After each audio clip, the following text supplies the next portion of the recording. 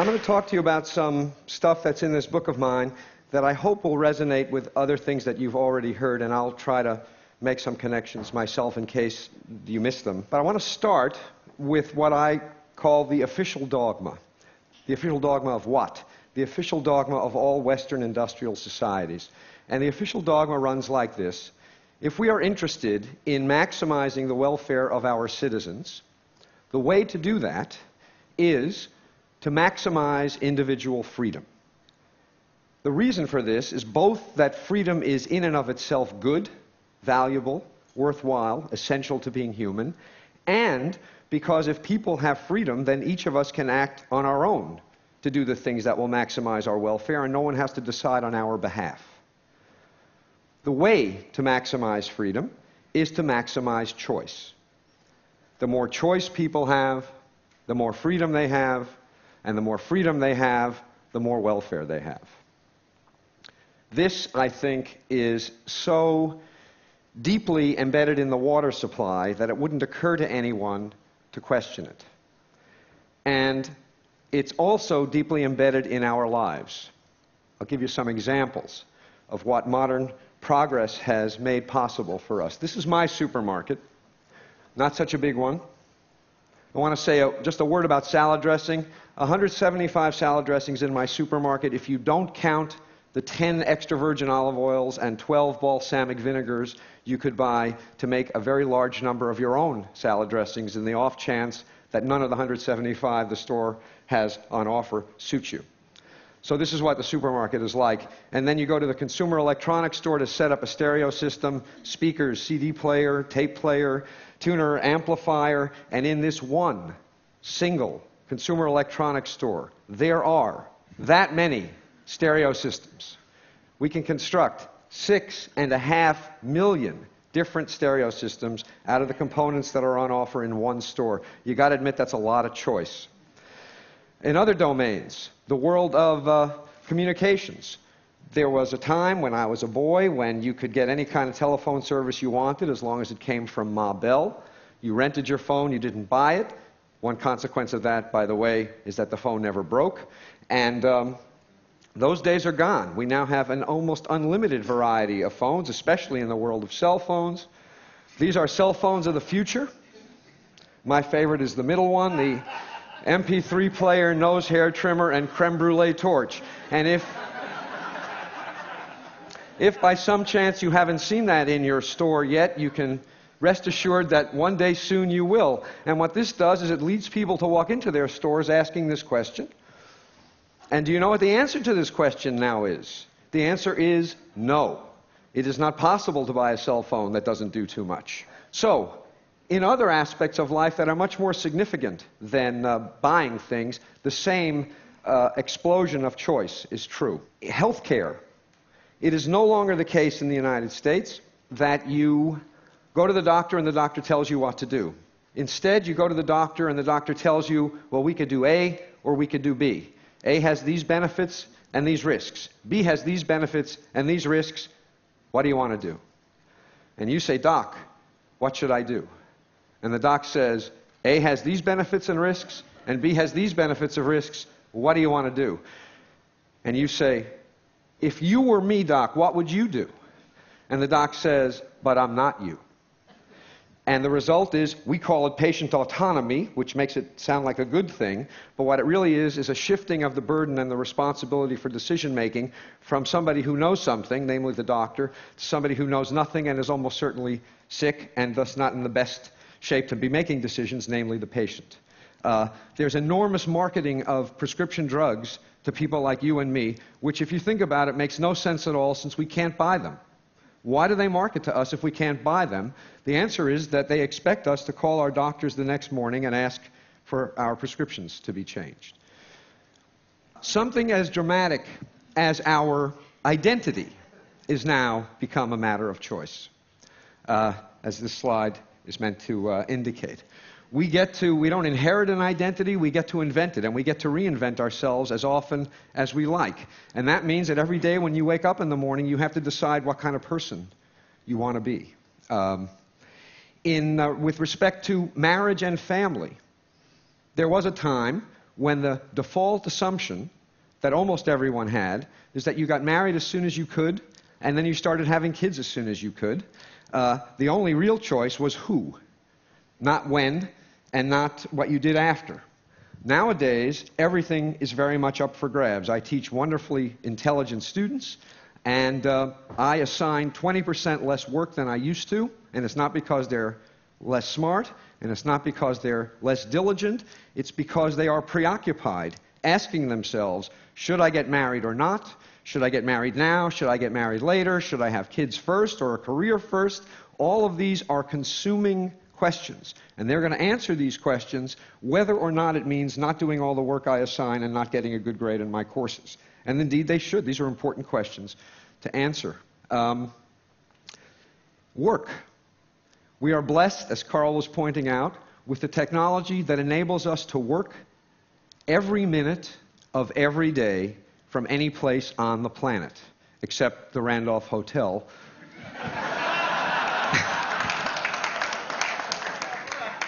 There is one corner, by the way, that I'm not going to tell anybody about where the Wi-Fi works. I'm not telling you about it because I want to use it. So what this means, this incredible freedom of choice we have with respect to work, is that we have to make a decision again and again and again about whether we should or shouldn't be working. We can go to watch our kid play soccer, and we have our cell phone on one hip, and our BlackBerry on our other hip, and our laptop presumably on our laps. And even if they're all shut off, every minute that we're watching our kid mutilate a soccer game, we are also asking ourselves, should I answer this cell phone call? Should I respond to this email? Should I draft this letter? And even if the answer to the question is no, it's certainly going to make the experience of your kid's soccer game very different than it would have been.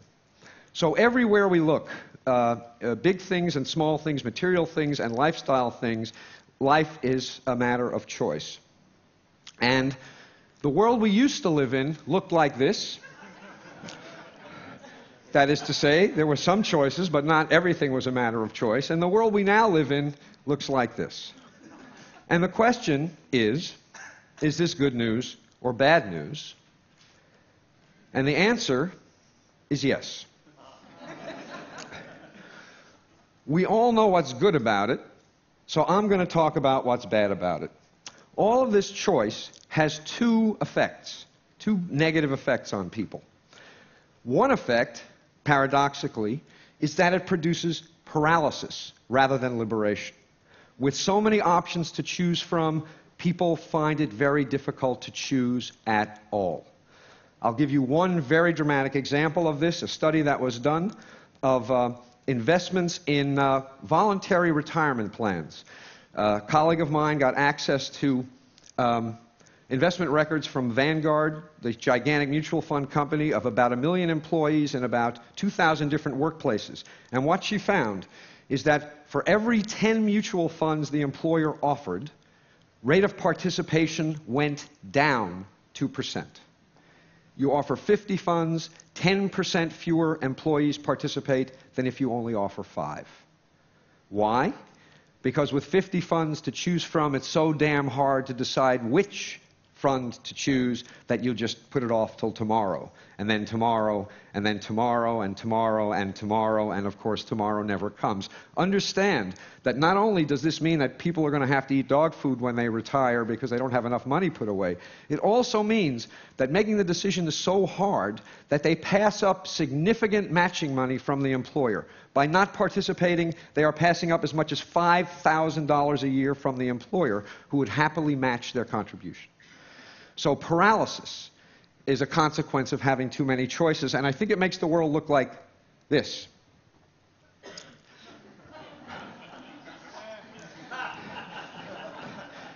You really want to get the decision right if it's for all eternity, right? You don't want to pick the wrong mutual fund or even the wrong salad dressing.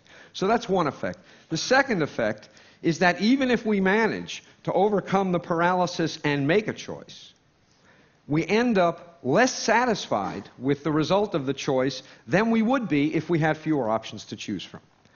And there are several reasons for this. One of them is that with a lot of different salad dressings to choose from, if you buy one and it's not perfect, and you know what salad dressing is, it's easy to imagine that you could have made a different choice that would have been better. And what happens is this imagined alternative induces you to regret the decision you made, and this regret subtracts from the satisfaction you get out of the decision you made, even if it was a good decision. The more options there are, the easier it is to regret anything at all that is disappointing about the option that you chose. Second, what economists call opportunity costs. Dan Gilbert made a big point this morning of talking about how much the way in which we value things depends on what we compare them to. Well, when there are lots of alternatives to consider, it is easy to imagine the attractive features of alternatives that you reject that make you less satisfied with the alternative that you've chosen. Here's an example. For those of you who aren't New Yorkers, I apologize. But here's what you're supposed to be thinking. Here's this couple on the Hamptons. Very expensive real estate, gorgeous beach, beautiful day. They have it all to themselves. What could be better? Well, damn it, this guy is thinking, it's August. Everybody in my Manhattan neighborhood is away. I could be parking right in front of my building. And he spends 2 weeks nagged by the idea that he is missing the opportunity day after day to have a great parking space. Opportunity costs subtract from the satisfaction we get out of what we choose, even when what we choose is terrific. And the more options there are to consider, the more attractive features of these options are going to be reflected by us as opportunity costs. Here's another example. Now this cartoon makes a lot of points. It makes points about living in the moment as well, and probably about doing things slowly. But one point it makes is that whenever you're choosing one thing, you're choosing not to do other things, and those other things may have lots of attractive features, and it's going to make what you're doing less attractive. Third, escalation of expectations. This hit me when I went to replace my jeans. I wear jeans almost all the time. And there was a time when jeans came in one flavor, and you bought them, and they fit like crap, and they were incredibly uncomfortable, and if you wore them long enough and washed them enough times, they started to feel okay. So I went to replace my jeans after years and years of wearing these old ones, and I said, I want a pair of jeans, here's my size, and the shopkeeper said, do you want slim fit, easy fit, relaxed fit? You want button fly or zipper fly? You want stone washed or acid washed? Do you want them distressed? Do you want boot cut? Do you want tapered? Blah, blah, blah, on and on. He went. My jaw dropped. And after I recovered, I said, I want the kind that used to be the only kind.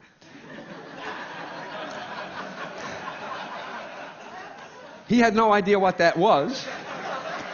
So I spent an hour trying on all these damn jeans, and I walked out of the store, truth, with the best fitting jeans I had ever had. I did better. All this choice made it possible for me to do better.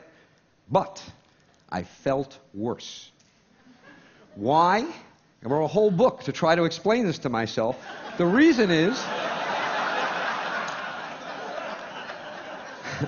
the reason I felt worse is that with all of these options available, my expectations about how good a pair of jeans should be went up. I had I had no particular expectations when they only came in one flavor. When they came in 100 flavors, damn it, one of them should have been perfect. And what I got was good, but it wasn't perfect. And so I compared what I got to what I expected, and what I got was disappointing in comparison to what I expected. Adding options to people's lives can't help but increase the expectations people have about how good those options will be. And what that's going to produce is less satisfaction with results, even when they're good results. Nobody in the world of marketing knows this. Because if they did, you wouldn't all know what this was about. The truth is more like this. The reason that everything was better back when everything was worse is that when everything was worse, it was actually possible for people to have experiences that were a pleasant surprise. Nowadays, the world we live in, we affluent, industrialized citizens, with perfection the expectation, the best you can ever hope for is that stuff is as good as you expect it to be. You will never be pleasantly surprised because your expectations, my expectations, have gone through the roof. The secret to happiness, this is what you all came for. The secret to happiness is low expectations.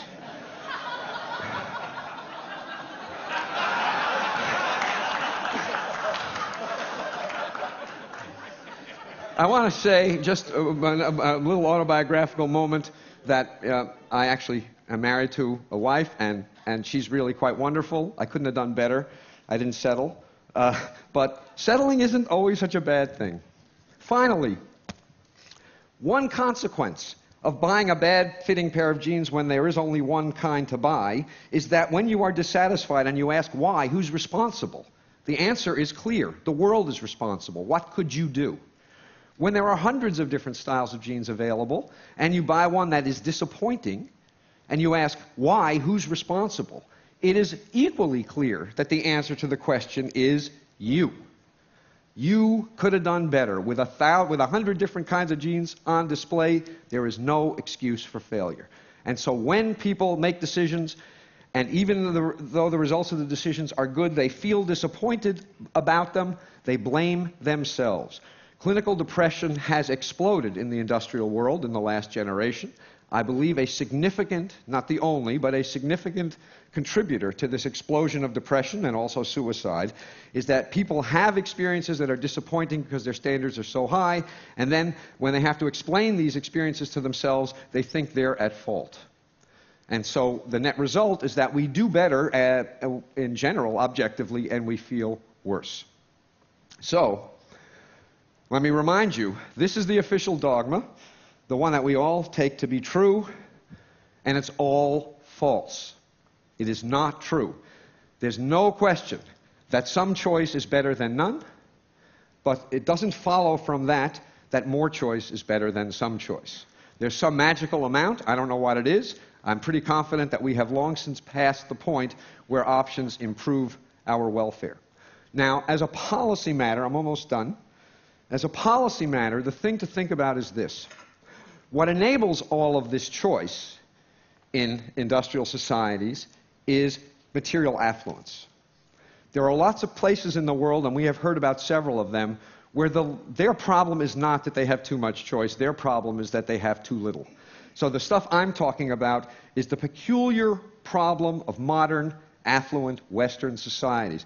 And what is so frustrating and infuriating is this. Steve Levitt talked to you yesterday about how these expensive and difficult to install child seats don't help. It's a waste of money. What I'm telling you is that these expensive, complicated choices, it's not simply that they don't help. They actually hurt. They actually make us worse off. If some of what enables people in our societies to make all of the choices we make were shifted to societies in which people have too few options, not only would those people's lives be improved, but ours would be improved also. This is what economists call a Pareto improving move. Income redistribution will make everyone better off, not just poor people, because of how all this excess choice plagues us.